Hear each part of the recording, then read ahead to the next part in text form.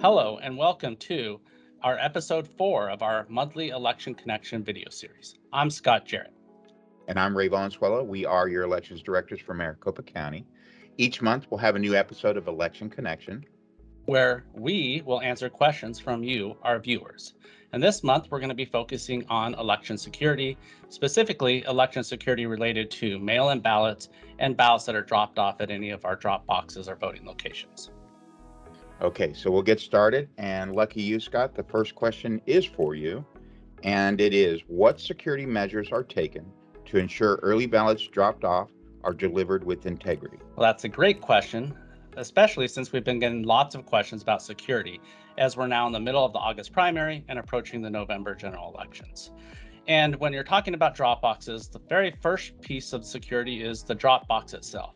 So every one of our drop boxes are very secure, whether they're inside any one of our voting locations or whether we have, and we will have two that will be outside.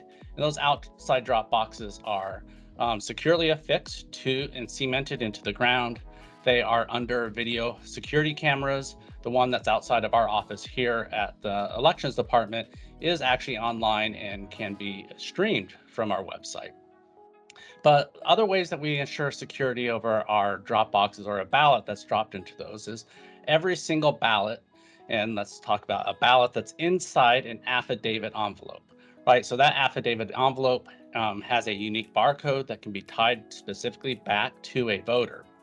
But then once those ballots in the affidavit envelope are dropped into that drop box, we send out bipartisan couriers. So that would be a team of two, and they have to be a Republican and a Democrat.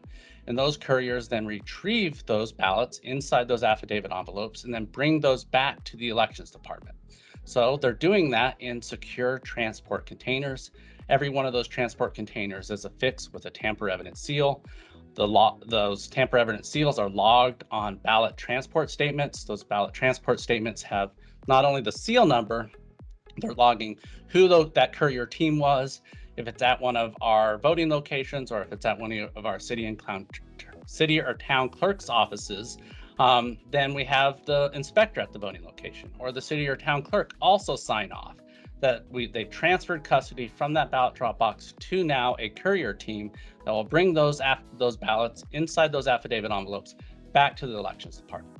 Once they come back to the Elections Department, we go through a very thorough audit where we count those ballots, we log all of that information on a chain of custody form as well, and then we ready those for transport to our vendor. And they're securely stored overnight in our security vault, and all of that is logged on chain of custody forms as well. Any other questions, Ray? No, but if I may add, because part of this is talking about security, and one of the key pieces to that is the voter themselves. So when we talk about the chain of custody, we want to add transparency. When you talked about how we show the video of the vault and this and that, one of the other transparency processes is having people check their own ballot status. So I want to emphasize that if you text the word join to 628-683, you can actually subscribe to get ballot status or you can also go to beBallotReady.vote for a one-time your voter personal dashboard, if you will, and check that. So I just wanted to add that because that is an element of security. And I've signed up for that text messaging service, and I was alerted to when the Elections Department started preparing my ballot. And then when we mail it out, I'll also get a text that says that the Elections Department's mailed out my ballot. And then once I return it, and whether it's through that ballot drop box or through the mail, I'll get a text saying that the Elections Department has received their ballot all the way through until it's sent to tabulation. So thank you for that added information. So I believe, Ray, the next question is for you. And that question is, when a voter returns an early ballot by mail to the Elections Department, how are they delivered? Well, that's another good question. I'm always impressed by our voters and the public, the questions that they ask, because they're quite inquisitive. And it's appropriate for right now because as we're taping this, obviously depending on when you're watching it, but July 6th, tomorrow, today's Tuesday, but tomorrow the ballots for the August primary are going out. So we have over 1 million ballots going out to the voters that are on the active early voting list, independents that have made a request to tell us which party ballot. And again, Remember that if this is time frame that allows for it, if you're watching this, that if you haven't received a ballot, and this is tomorrow when you're watching it, and you may be an independent who needs to let us know. So I just want to point that out. So the question is, how are they delivered?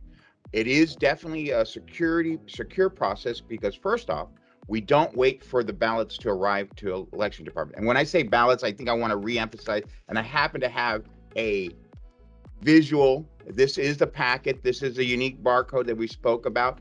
This is sealed with the ballot inside, whether it's at the drop off. But when this arrives at the post office, sealed with the voter signature information on it, then we actually, again, send 2 bipartisan staff members. As Scott indicated, everything we do has that checks and balances. So we send 2 bipartisan staff members directly to the main USPS distribution center. We do that daily throughout the 27 days of early voting. So when I mentioned July 6th, the election's August 2nd. So July 6th is 27 days out. That's when early voting begins for both mail and in-person early voting. So your ballots will be in there. We'll go tomorrow, even though technically we just mailed them, but we'll begin this process of picking up ballots from the in-person sites that are open with bipartisan boards, and begin this cycle of going to the main post office to get that ballot. So again, that's part of the checks and balances. And one more thing to plug, again, even though I just said it, is how do you check that process? One of them is be participatory and be part of this ballot status. And we want voters to be part of this process and feel comfortable about the process. So again, if you'll text the word join to 628-683 or visit bballotready.vote. Again, many folks like to track their packages that go out. So we want to be that offer that same kind of service. And that is one of the ways. But if you just want to see it for one time, go to bballotready.vote. There you'll get real-time updates on that ballot. Exactly as Scott said, that most of you that have that subscription will have received your ballot being prepared. Tomorrow, you'll see that it's been mailed. So again, great thing, especially on the back end, to know that we've gotten it, to know that it's been signature verified. One of the other little key things is to know if maybe there is a question on your signature. So that's a good thing to have, to say, hey, we need you to contact us because your signature's matured. It no longer has the heart over the I, as I keep emphasizing, or the smiley face over the O, like I have on my form. I apologize that I did that, and I apologize to Scott for him having to see that over and over when he uses that as an example of what not to do when you register to vote.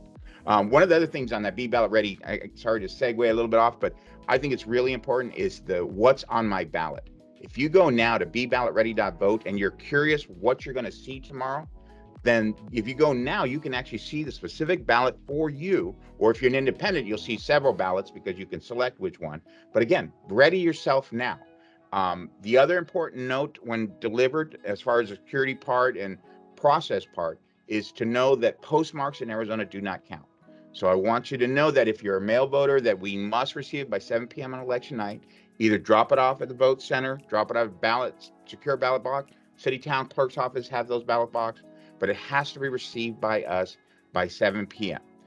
Back to the picking up, we do that daily pickup at the main post office, and our last run is at 7 p.m. on election night. So we've arranged with the post office to have that special access so that we can get as many ballots as possible by the legal deadline, again, 7 p.m. election night. So the only other thing I want to note, and this is just a selfish plug because I oversee the early voting part, is that when you get a ballot, I would encourage you to use your ballot at your new polling place called your couch. Use that and then mail it back. Why? And again, we give you the option to drop it off. We give you the option to go in person early or on election day. But if you have that, you have time to make an effective decision, research the candidate, but most importantly, and a lot of people do not know this, the first results released at 8 p.m. on election night are all the early ballots we received up to that point, or potentially up to that point. So if you want to have your voice be one of the first heard, get that mail ballot and return it to us so that we have it sooner than 7 p.m. Hopefully you get it and you turn it right around, and you will be part of that first heard voice on election night. So I just want to give that plug. But again, the options exist to return it, drop it off. But that's how these ballots are picked up, delivered, and processed. But rest assured, even if you don't choose to vote your ballot and return it through the mail early, you choose to vote even on election day, every ballot cast will be counted if you're eligible to vote in that election.